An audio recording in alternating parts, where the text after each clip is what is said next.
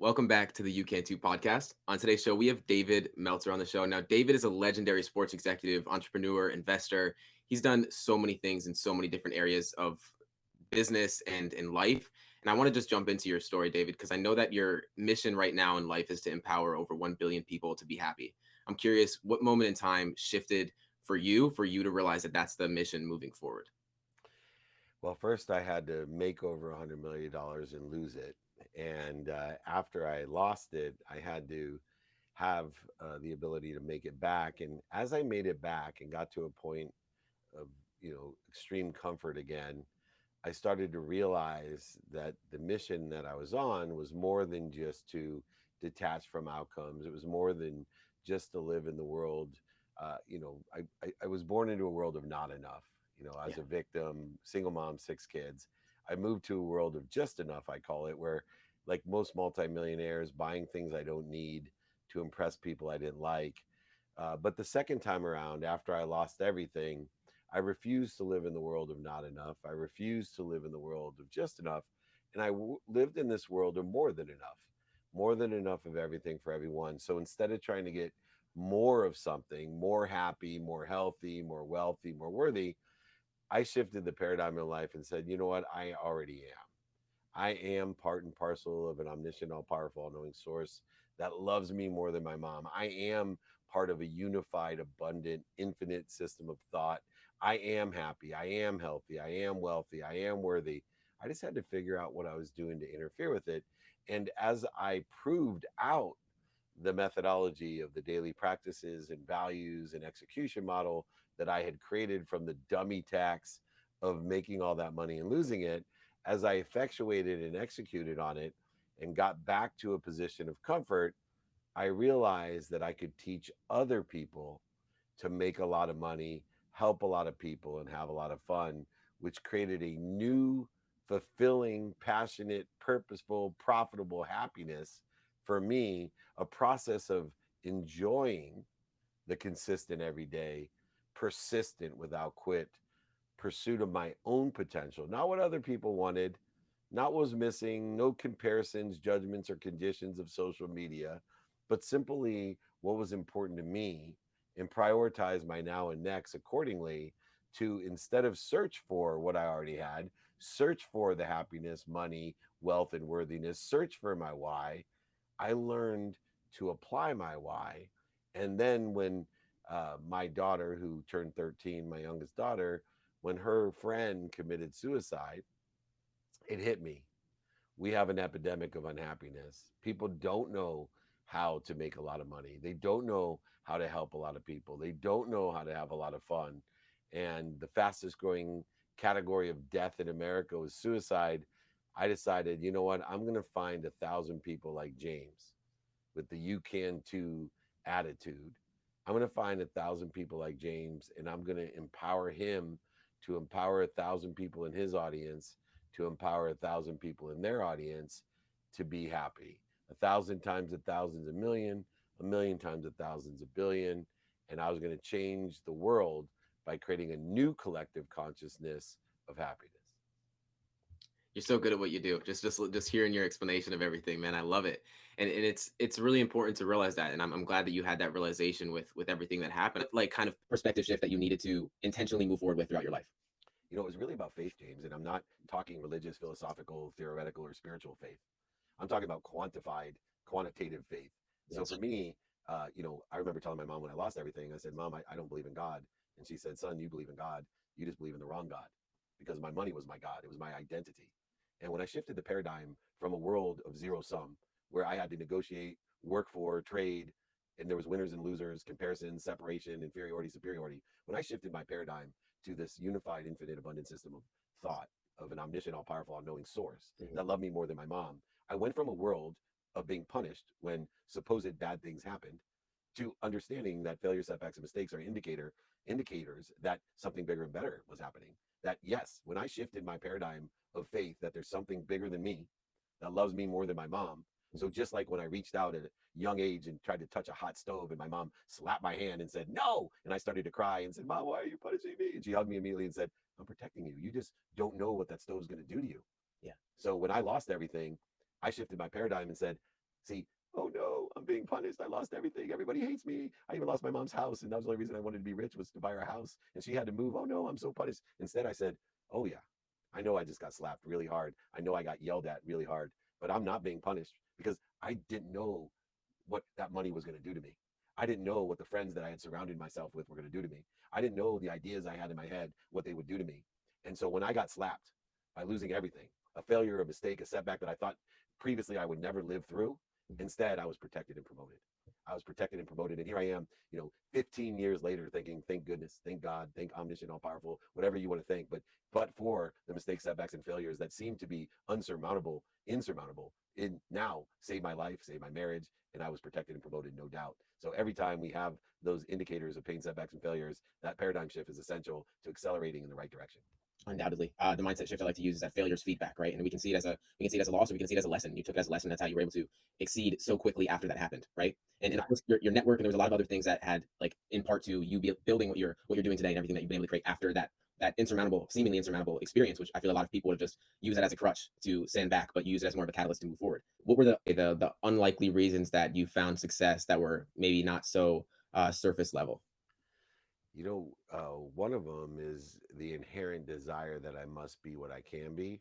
The Mm, second one is a simple yet difficult thing to do. And I always say the simple things to do or are unfortunately simple not to do. yeah. I started to say thank you before I went to bed and when I woke up.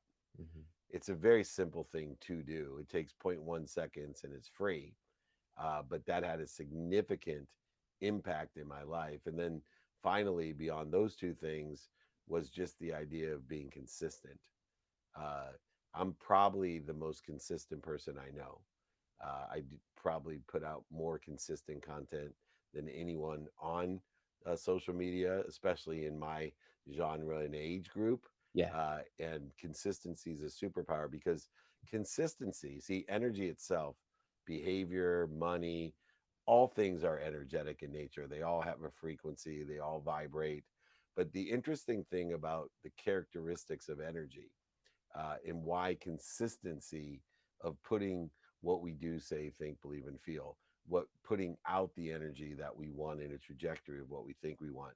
The most interesting thing is the characteristics of energy because by being consistent, I am maximizing three characteristics of energy. Number one, energy aggregates on itself. So the more consistent I am, the more I'm going to attract like energy, like opportunities, options, and touches of favor, like ideas and people that are going to help me, which then leads to the second characteristic of energy, which is it compounds on itself. So two turns to four, four to eight, eight to 16, which gives you, James, a huge advantage when you understand not only aggregation, but the compounding effect, because you start something today consistently and you get three or four extra doubles at the end, Mhm. meaning the doubling effect, you'll end up with billions more than most people.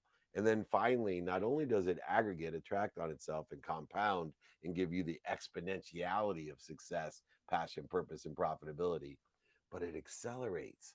So it feeds into the incapability of human beings, meaning that they don't have patience. They expect instant results. So anything that we can do to speed up the process, it gives us a higher statistical success that we won't quit, meaning we'll be more consistent because we'll get better feedback, even if it is a mistake, a failure, and a setback, it happened faster.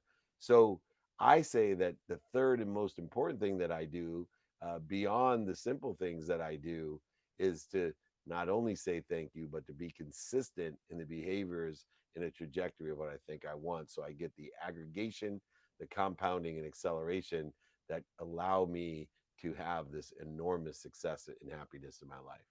Yeah, yeah, it's the, like I always like to say, it's the simple things that we neglect so easily, right? Like, it's easy to do, but it's also easy not to do. When it's easy not to do, it's really easy to avoid, but it's the most important part.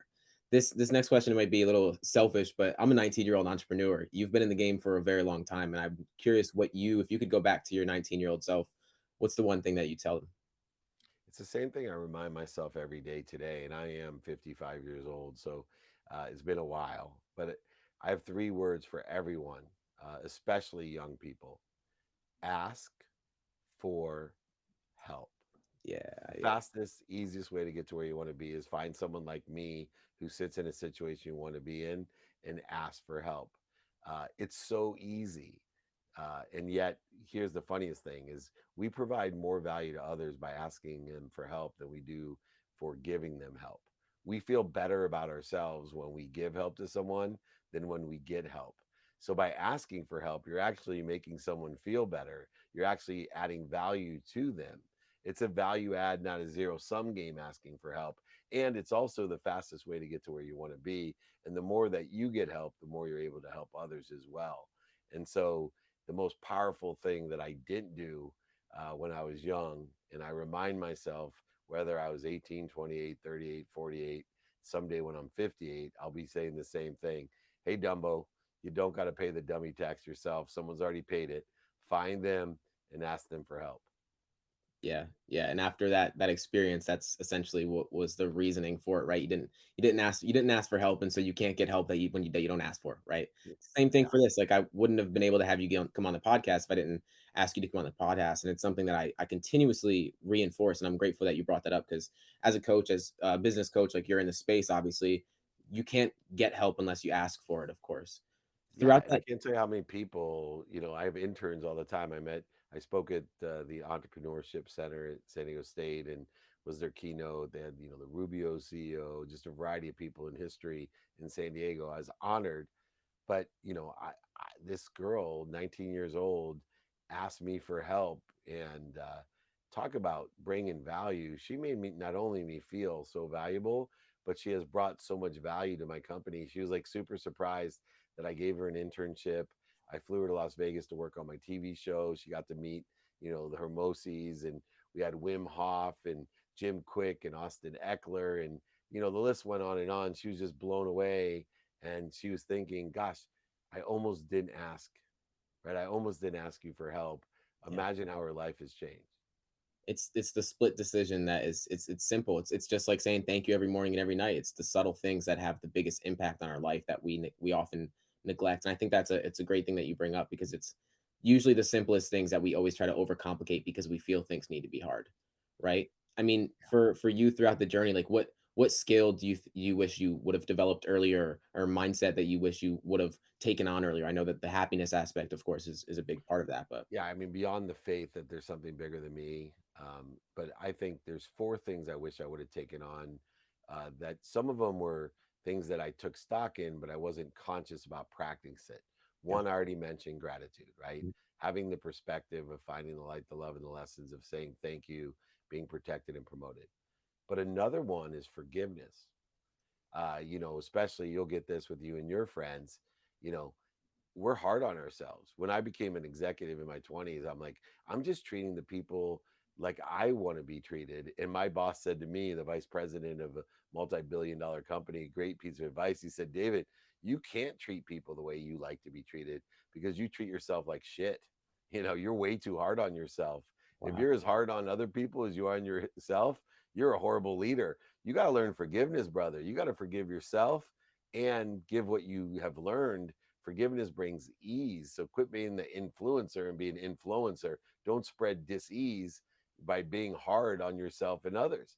Then the third one was accountability, right? There's three stages of accountability. One, at a young age, you're learning right now, you're responsible for everything in your life. And what are you supposed to learn from it? But there's another stage in that aggregate effect that I talked about previously, which is, hey, be aware what you're attracting to yourself and what you're supposed to learn from it. And then the third stage will be, hey, James, what are you doing to participate in the perception, this illusion? What meaning are you giving the defined moments, inflection points, snapshots of your past that are limiting you to your potential? And so when you're responsible, attracting, and participating in a perception that are in a positive progress towards a trajectory of what you think you want, that's a valuable thing as well. And then finally, just something that comes with experience, effective communication, not just being an intelligent follower, learning to listen for things, to find the clues, the patterns, and the choices, but also to effectively communicate with that which inspires you, shifting the paradigm that you already are happy, healthy, wealthy, and worthy, and figuring out what you're doing to interfere with the omniscient, all powerful, all knowing source that gives you inspiration, that allows you to accelerate, aggregate, and compound in the trajectory of what you think you want. I'm so grateful you bring that perspective in because not many people talk about what you're talking about right now. And this mindset, knowing that taking this on early instead of getting to a point in your life where I think we get to a point where change happens when the pain of staying the same becomes more painful than making a change. And this getting it early on, you don't have to wait till you get to that point to make a change. And I'm more than grateful that you bring that in there. There's one question I ask every guest. It's the last question: is what belief are you currently unlearning in life? James, I just have to compliment you first, because I do thousands of interviews, and I love that because it wasn't until recently that I even thought about what do I am I have to unlearn. Yeah, I think the hardest thing for me to unlearn is about diversity and inclusion. It's difficult because I don't even know. I am so like my whole life is about diversity and inclusion. I represented, Warren Moon was my business partner, Jackie Robinson, Clemente. Like I have dreamed about, when we don't see color, like Martin Luther King. I mean, but I will tell you that there's a lot of things I need to unlearn, of words that I say, or how to ask someone, how would you like me to address you? Right. That, instead of just assuming that you think that African American is appropriate, or black is appropriate, or whatever else I'm unintentionally doing, right. are things that I need to unlearn. And I think that we've come so far with diversity and inclusion. And as a middle-aged white male who is a leader in a variety of different ways, not just a corporate leader, a finance leader, and a Yeah, philosophical thought leader, and all the things I get to do, I think it's really important for people to know that I'm working on unlearning. Look, I was born in 1968. In that year, you could not drink from the same water fountain if you were a different color in all of America, right? There was still TV shows that, you couldn't kiss if you were the same sex. I mean, I was way behind the times, right? And I know you're young, right? You have no idea what I was exposed to, but I got to unlearn that shit. And I don't want to offend anyone. I don't want to hurt anyone. My mission in life is to make people happy. I believe in a unified, abundant, infinite system of thought that we all belong to. But yet I say shit sometimes that I don't even know is not joining, or right. It separates us. And so for me, I want to encourage everyone my age. First, I forgive you as I forgive myself, because 99.9% of the people are definitely not intentionally trying to separate us. But I yeah. got to unlearn all the shit that I've learned that separates us. Yeah, man. I believe that we're throughout life I've learned this that it's more about unlearning than it is learning anything, really. It's unlearning the beliefs that we're not good enough, that we can't have happiness now, that it has to be later, and all of the things. And that's why it's the last question. David, I'm so grateful that I had the opportunity to have you on the show. Your all of your links will be in the show notes, and I'm more than grateful to have the And you opportunity. tell all your friends in your community that I will be happy to send my book, sign it, pay for shipping and the book. I know you guys are on kids fund, so let me pay for everything. Put my email, David at dmeltzer, in the notes. Reach out to me for help. I got free Friday trainings, exercises, guides, and my books for free. All you got to do is email me, david at dmeltzer.com. Thank you, James. It'll be there. Thank you. You have a great